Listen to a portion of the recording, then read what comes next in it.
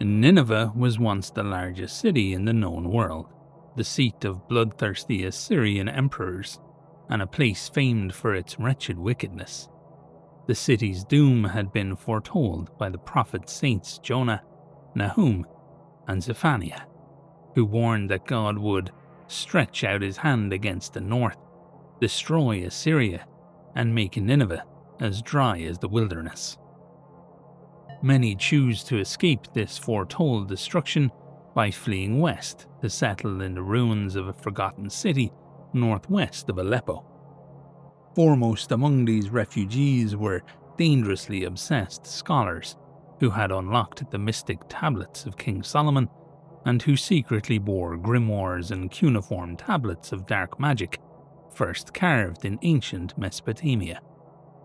In their arrogance, they saw themselves as the spiritual heirs of the ancient mages of Egypt, who had fled before Alexander the Great's invading hosts, but that the very texts they revered were the source of God's coming wrath never occurred to them. With the power of hermetic sorceries, the scholars gradually rebuilt the ruins into a subterranean city they dubbed Nineveh Novus. They wove incantations to conceal their city behind flesh-scouring sandstorms and yoked demons of the desert to slay any who came near, certain this would protect them from both the wrath of the Almighty and the covetous eyes of kings. Over the following centuries, it appeared they were correct, and vast libraries were built to contain the wealth of knowledge their communications with higher beings revealed. Many repositories were filled with mystic artifacts captured by the Knights of Solomon, a martial order established to retrieve objects of magical significance by any means necessary and return them to Nineveh Novus. Magical arts had kept the sorcerers of the desert hidden for over a millennia, but some dooms are inevitable and inescapable.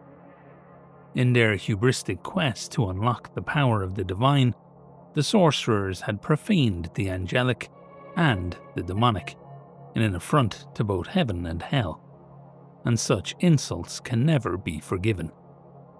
When the end came to Nineveh Novus, it came in a single night of screaming terror in 1272 AD, when the wrath of both kingdoms struck with all the fury unleashed on Sodom, Tyre, and Samaria combined. Nineveh Novus was burned from above and below for 72 days, and not a single soul survived that night of wrath. Warding sorceries woven into the rock allowed the city itself to survive, though the seismic wrath of the earth expelled many of its sunken chambers back up to the pitiless light of the surface. Yet much of what its deluded scholars illuminated and its knights recovered endures in its shattered libraries and half-buried reliquaries. Unholy monsters, brought into being by foul incantations and experimented upon by the scholars, are said to stalk its maze-like passageways, seeking vengeance on their former torturers. A handful of the unnaturally long-lived scholars, driven mad by their doom, still linger in the ruins, twisted into deranged lunatics by the unleashed cataclysm. Beyond the dead city, the demons of the desert still remain as vengeful Djinn, and to hear their inhuman shrieks is to know that death is approaching. Farther out, at the very edge of the desolation, the sniper stylites of St. Simeon watch over the ruins from atop their great spires, ready to kill anything that seeks escape from below, and to warn away any who risk their mortal souls by approaching the cursed city. Despite this, treasure seekers and questers after forbidden knowledge have sometimes managed to evade the stylites' vigilance to delve the ruins in search of its secrets. Few ever return from these foolish expeditions, and those that do are changed beyond recognition by what they have seen beneath the sands.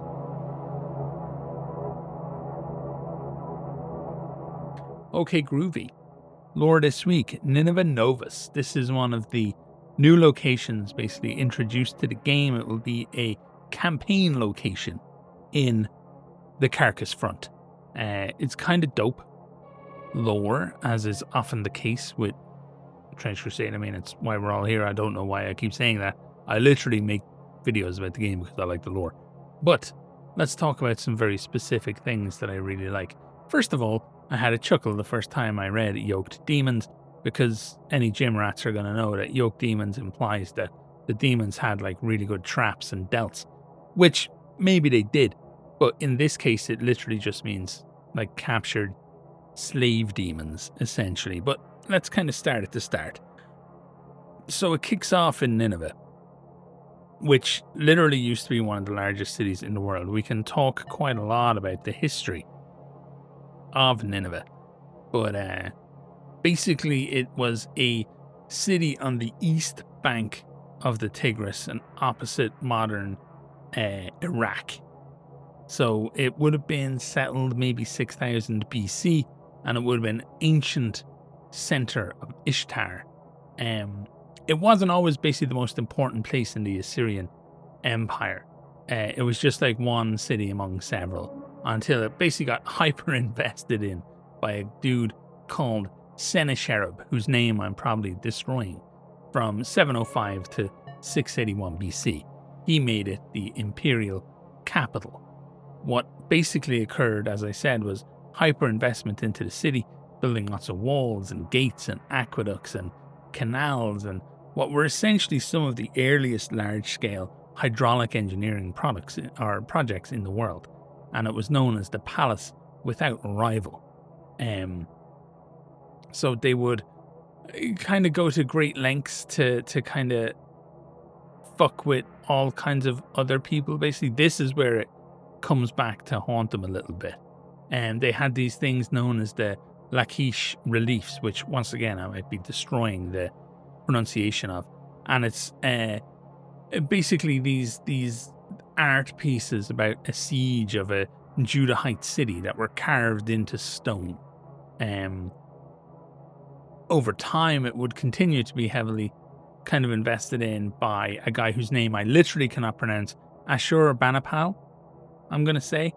And he would make it a center of great kind of learning.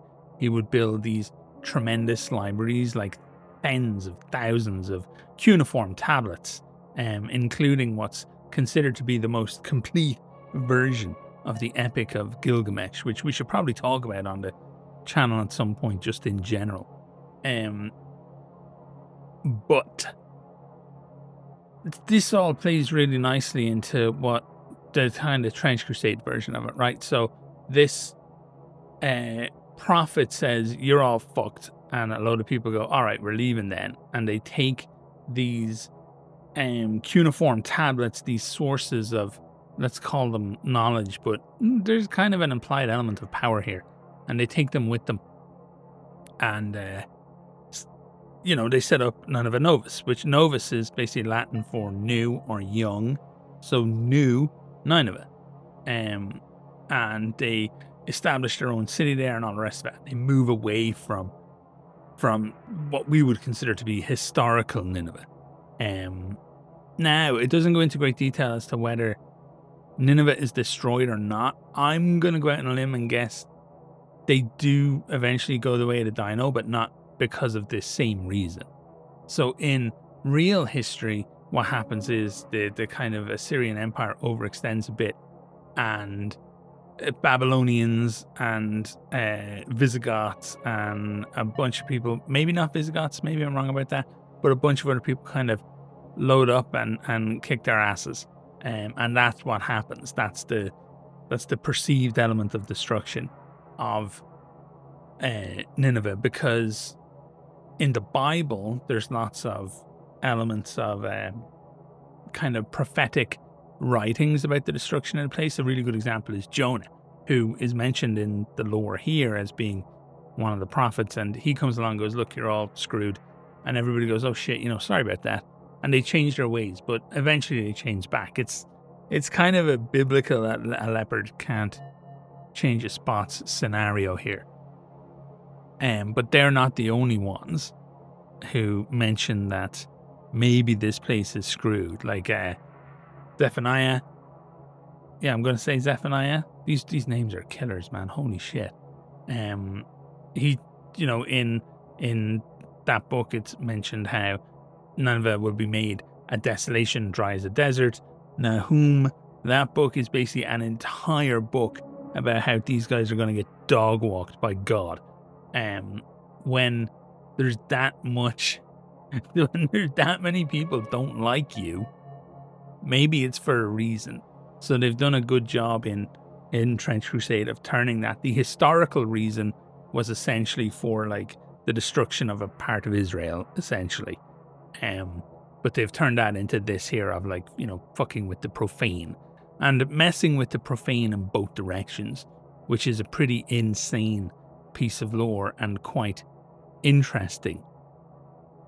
It's probably the most interesting thing about this entire lore piece is that now I could not get a straight answer out of Tuomas about this either, which means two things. It means technically it could mean three things. One, he doesn't know. Two, he knows and he doesn't want to tell me. Three, he didn't see the question. I guess four, he saw the question and he didn't have time to answer the question because I imagine the dude is a bit busy.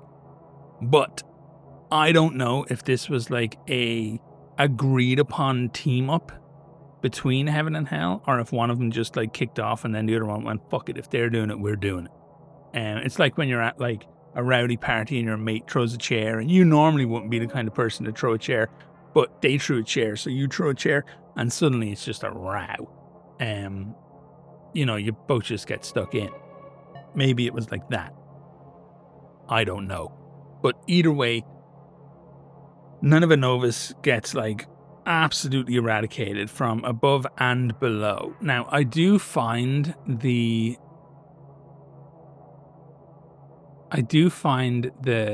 phrasing in this bit of lore to be a little bit confusing because it talks about singular nights and then it talks about 72 days.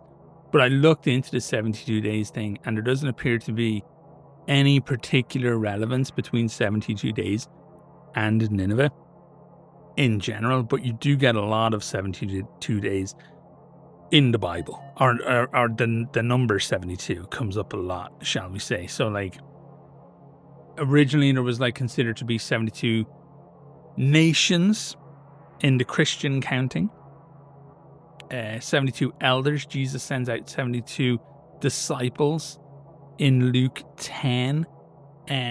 There's a lot of 72 that pops up around place. 72 names of God in Kabbalah.